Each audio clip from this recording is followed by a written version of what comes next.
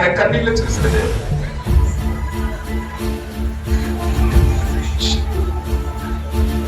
సంగమా విడిచిన కన్నీళ్ళు ఆయన మరువలేదు.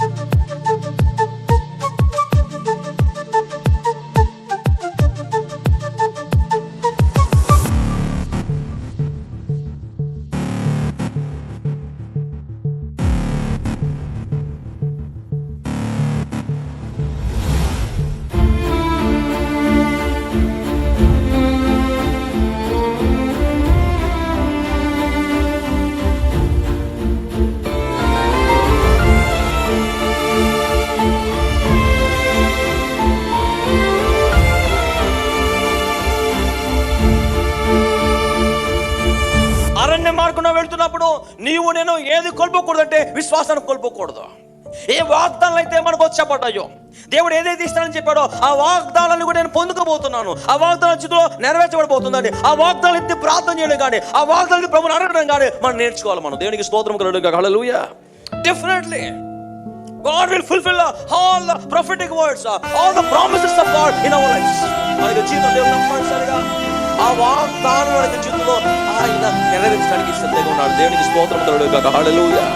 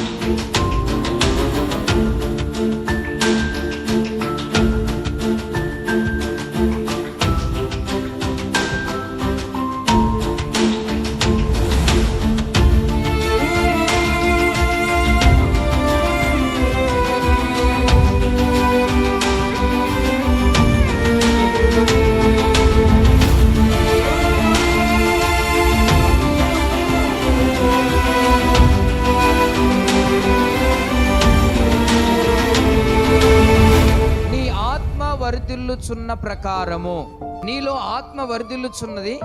అది నేను విన్నాను, అది చూశాను, గమనించాను.